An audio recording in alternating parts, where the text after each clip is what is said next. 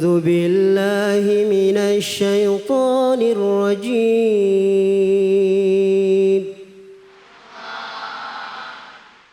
بسم الله الرحمن الرحيم.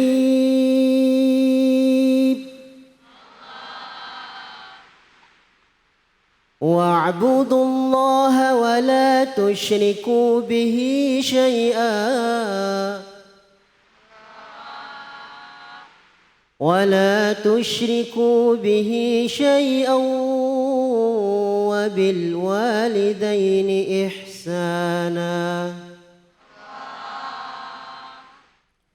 وبالوالدين إحسانا وبذي القربى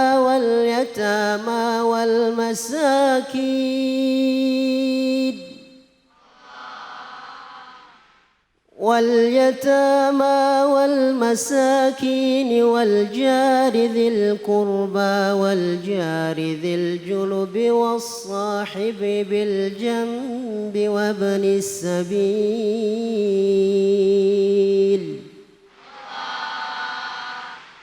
وابن السبيل وما ملكت أيمانكم إن الله لا يحب من كان مختالا فخورا.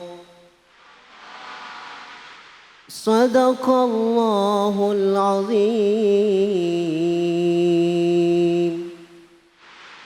Sadaqallahul azim. Terima kasih banyak Ustadz Salman Al-Farizi yang sudah membacakan dengan merdu surah An-Nisa ayat 36.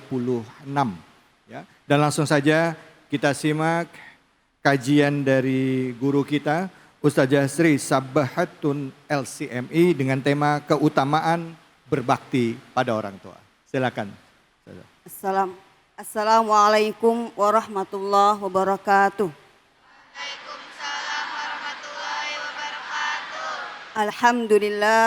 Alhamdulillahi rabbil alamin wa bihi nasta'in ala umurud dunya waddin wassalatu wassalamu ala asyrafil anbiya wal mursalin wa ala alihi wa ashabi ajmain amma ba'd. Alhamdulillah pada pagi hari ini kita bisa berkumpul di sini ya. Terima kasih adik-adik, terima kasih Dr. Khalid, terima kasih Korea dan terima kasih kepada iNews TV yang sudah menyayangkan cahaya hati Indonesia. Semuanya pada puasa kan? Masih sehat? Insyaallah. Baiklah, pada pagi hari ini kita akan membahas dengan tema keutamaan berbakti kepada orang tua. Dalam surah An-Nisa ayat 36 dikatakan, A'udzubillahi minasyaitonirrajim. Bismillahirrahmanirrahim. Wa'budullaha wa la tusyriku bihi syai'an wa bil walidaini ihsana wa dzil qurba wal yatama wal masakin wal jari dzil qurba wal jari junubi was sahibi bil jami wa ibnis sabil wa ma malakas aymanukum innallaha la yuhibbu man kana mukhtalan fakhura.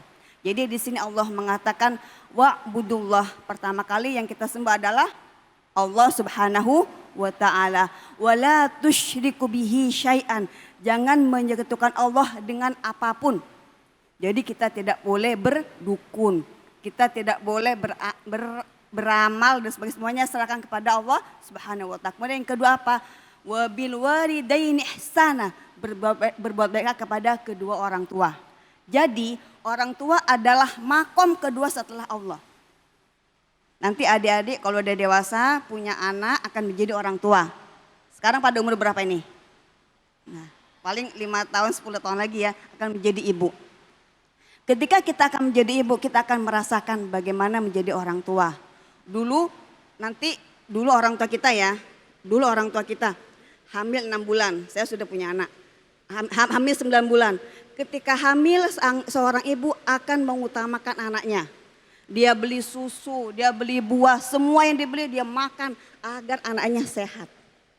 Kemudian setelah melahirkan apa? Ada yang melahirkan normal, ada yang melahirkan sesar. Kalau sesar biasanya biayanya agak banyak, bahkan ada orang yang ngutang loh demi melahirkan anaknya. Bahkan ada yang sampai ibu meninggal demi melahirkan anaknya, yang penting anaknya sehat. Begitulah pengorbanan orang tua. Setelah anak lahir apa yang terjadi? Itu nanti adik-adik kalau udah punya anak ya, kita tuh nggak susah tidur 5 jam. 1 jam kebangun, Dikit-dikit kita ngasih ASI, dikit-dikit bikin susu, dikit-dikit ganti pempes. Mungkin sekarang udah musimnya pempes. Dulu waktu orang tua kita waktu itu nggak mungkin. Mereka pakai popok, bayangkan lagi ngantuk. Itulah pengorbanan orang tua kita. Dan mereka tidak pernah mengeluh. Mereka tidak pernah, ini anak bawel banget. Mereka langsung ketika tidur anak langsung bangun. Itulah saking ikhlasnya orang tua kepada kita. Kemudian apa yang harus kita lakukan pada orang tua kita. Bisa nggak? Dulu orang tua kita tuh pengen apa nahan, yang penting beli susu untuk anak. Bisa nggak kita nanti kayak gitu? Bisa nggak adik-adik? Pengen apa nih? Tapi ngasih orang tua dulu deh, bisa nggak? Dulu orang tua kita seperti itu. Bagaimana kita birrul walidain, bagaimana kita berbaik kepada kedua orang tua kita yang telah mengasuh kita selama dari kecil. Nggak mungkin adik-adik masuk ke sini kalau nggak ada biaya dari orang tua. Ya nggak? Tiap bulan dikirim baju, minta bajunya dikirim, semuanya adalah kasih sayang orang tua Allah Subhanahu wa taala. Kemudian yang kedua dikatakan indakal al-sadaqah kepada zal kurba. Kemudian as-sadaqah pada zal kurba. Zal kurba adalah kerabat. Kerabat itu bisa jadi adalah saudara kita, paman, bibi, sepupu, ipar, ponakan. Bagaimana kita bersedekah kepada orang-orang kerabat. Dalam hadis dikatakan as-sadaqah alal miskin sadaqah. As-sadaqah alal kurba sadaqah wasilah. Kalau kita bersedekah kepada orang miskin, maka kita dapat satu pahala. Kalau kita bersedekah kepada miskin tetapi masih kerabat, maka kita akan dapat 2 pahala.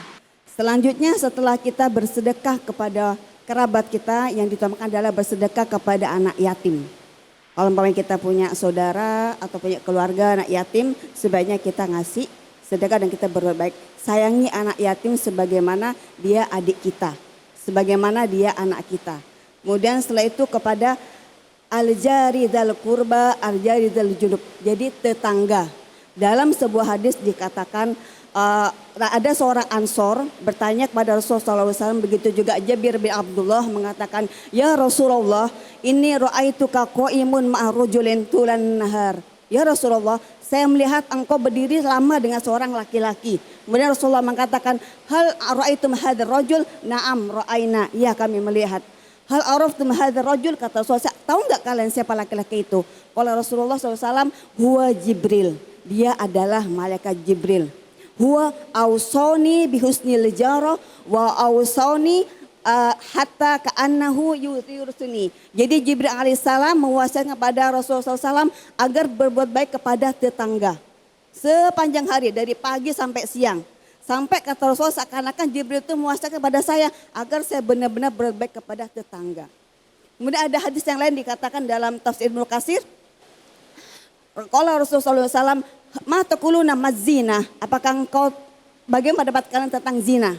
Allah wa rasuluhu harramaha wa annaha muharramun. Allah dan Rasulnya mengharamkan zina dan zina adalah perbuatan yang haram. Kemudian faqala Rasulullah, antazni bi asyari nisa'in aisar min antazni bi nisa'i jarika. Kamu berzina dengan 10 wanita, dosanya lebih ringan dibandingkan kamu berzina dengan istri tetanggamu. Bahkan kemudian Rasulullah mengatakan, atadruna mas-saraqah, apakah engkau tahu apakah itu mencuri? Qala sahabat, Allah wa rasuluhu harrama as-saraqah was-saraqah haramun. Allah dan Rasulnya mengharamkan mencuri dan mencuri itu adalah perbuatan haram. Kemudian qala Rasulullah, i'lam anna as-saraqah fi asyara abyatin aisar min antasraqah fi baiti jarika. Kamu mencuri 10 rumah, itu pahala dosanya lebih ringan dibandingkan mencuri di rumah tetanggamu. Jadi jangan coba-coba kita menyakiti tetangga. Karena dosanya 10 kali lipat daripada kita melakukan kejahatan kepada orang lain. Begitu juga dalam hadis lain, Aisyah radhiyallahu anha mengatakan, ya Rasulullah ayyuhuma ahda? Uridu an ahda ila jarati. Kemudian Aisyah mengatakan, wahai Rasulullah, saya ingin memberi sedekah, saya ingin memberi hadiah kepada salah satu tetangga saya. Fa'ayyuhuma ahda, pada siapa yang harus saya berikan hadiah ini? Hadiahnya cuma 1, tetangga saya 2. Kemudian kata Rasulullah, ayyuhuma aqrabu baban, carilah tetangga yang paling dekat. Jadi adik-adik nanti kalau pulang lebaran, biasanya pulang kan lebaran, ada tetangga dekat mau ngasih, tasnya cuma 1. maka carilah tetangga yang lebih dekat. Karena itu afdol. Jadi tetangga itu ada tiga haknya. Bagaimana hak tetangga yang non muslim dia punya ada hak sebagai satu tetangga. Kemudian ada dua yang punya hak, ada tetangga yang muslim, maka dia punya dua hak sebagai tetangga di surga muslim. Kemudian ada tiga tetangga yang masih kerabat. Biasanya kalau Betawi atau di daerah lainnya itu jajar serumah tuh Ustaz. Tetangga, saudara, maka itu yang lebih berhak kita berbuat baik. Ada duit, ada makanan dikit, berilah kepada keluarga kita yang masih di samping kita. Kemudian dikatakan dalam surat yang lain, ridallah fi ridha walidain wa sukhtallah fi sukhtil walidain. Ridha Allah di tangan orang tua dan murka Allah di tangan orang tua. Ada sebuah sahabat Alqamah. Alqamah adalah seorang yang rajin berpuasa, rajin beribadah, tetapi ketika terakhir mau meninggal, Alqamah susah sekali. Sampai akhirnya para sahabat mengumpulkan kayu untuk membakar Alqamah ini. Tapi ternyata Alqamah tetap susah menazak. Akhirnya Rasulullah SAW menyuruh sahabat untuk mau membakar, tetapi ada satu sahabat yang mengatakan, ya Rasulullah, Alqamah punya seorang ibu. Akhirnya panggillah ibu itu. Setelah ibu itu dipanggil, Rasulullah mengatakan, apakah ini anak Anda? Iya, ini adalah anak saya. Apakah anak Anda dulu menyakiti ibunda? Iya, menyakiti ibunda. Kemudian kata Rasulullah, apakah engkau mau maafkan dia? Ya Rasulullah, jangan bakar anakku. Walaupun dulu anakku menyakitiku, aku mengampuninya. Akhirnya setelah Alqamah dimaafkan oleh ibunya, barulah Alqamah bisa meninggal dengan mengatakan asyhadu alla ilaha illallah. Jadi benar-benar ridha Allah di tangan ridha orang tua. Jangan hati-hati, jangan sampai menyakiti kedua orang tua kita. Aku liqauli hadza astaghfirullahi wa lakum. Wassalamualaikum warahmatullahi wabarakatuh. Waalaikumsalam warahmatullahi wabarakatuh. Kalau di sini Alqamah nggak ada ya? Nggak ada ya? Nggak ada anak-anak yang kelakuannya sama kayak Alqamah. Insya Allah jadi anak yang solehah semuanya, amin. Amin, berbakti sama orang tuanya. Silakan, ada yang mau nanya nggak? Siapa yang mau nanya? Oke, silakan nak. Pertanyaannya langsung. Assalamualaikum warahmatullahi wabarakatuh. Waalaikumsalam warahmatullahi wabarakatuh. Perkenalkan, nama saya Mutiara Zahara. Afwan Ustazah izin bertanya, bagaimana nasib orang-orang yang rajin beribadah tetapi sombong kepada orang tuanya? Apakah dia akan tetap sukses dunia akhirat? Syukran Ustazah. Wassalamualaikum warahmatullahi wabarakatuh. Waalaikumsalam warahmatullahi wabarakatuh. Silakan Ustazah, bisa langsung dijawab. Terima kasih. Tadi saya sudah jelaskan bagaimana Alqamah. Dia tuh rajin ibadah, dia tuh rajin sholat, berbaik kepada orang tua dan semuanya. Tetapi durhaka kepada orang tua. Akhirnya susah nazaknya. Yeah. Jadi tadi dikatakan, ayat tadi disampaikan bahwa ridha Allah setelah kepada Allah kepada orang tua. Bagaimana coba kita lihat Nabi Ibrahim alaihissalam. Nabi Ibrahim alaihissalam itu bapaknya adalah pemahat patung. Ketika Nabi Ibrahim melihat bapaknya pemahat patung, Nabi Ibrahim tidak pernah menghardik orang tuanya. Nabi Ibrahim tidak pernah marah kepada orang tuanya. Bahkan di ayat dikatakan, wa idza qala Ibrahimu li abihi wa qaumihi ma hadhihi tamasalati kuntu fiha aqifun. Wahai bapakku, wahai kaumku, apakah patung yang engkau sembah? Walaupun Nabi Ibrahim tahu bapaknya salah, tapi Nabi Ibrahim tidak pernah memarahi bapaknya. Apa yang terjadi ketika Nabi Ibrahim punya anak Ismail alaihissalam, beliau mengatakan, ya inni ra'aituka anni adzbahuka fanzur madza tara. Nabi Ibrahim mengatakan ketika sang anak nih, wahai anakku, aku mimpi menyembelih engkau. Menyembelih loh. Fanzur madza tara, bagaimana pendapat kamu? Kemudian apa jawaban Ismail?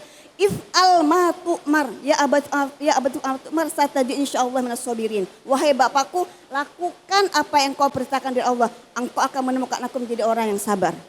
Karena Nabi Ibrahim tunduk kepada orang tua, maka anaknya pun tunduk kepada Nabi Ibrahim. Allah. Jadi itu udah impas. Jangan salahkan kalau kita dulu ke orang tua bangka, akhirnya anak kita nanti bangkang. Jadi kita contoh Nabi Ibrahim. Walaupun orang tuanya beda agama, tapi tetap hormat, akhirnya anaknya tunduk kepada Nabi Ibrahim alaihissalam. Allah. Oke, baik, terima kasih banyak Ustazah Sri Sabahatun. Kalau kita santun dengan orang tua kita, lemah lembut dengan orang tua kita, maka kelak pada saat kita memiliki anak, insya Allah anak kita akan santun kepada kita. Karena kita tanpa sadar memberikan contoh kepada orang tua. Begitu ya Ustazah ya. Baik, terima kasih banyak Ustazah ilmunya. Dan juga terima kasih pemirsa. Kita masih akan lanjut lagi. Setelah ini kita akan mengaji bersama dengan guru kita. Ya, tentunya dalam segmen Ngaji Yuk. Hanya di Cahaya Hati Indonesia.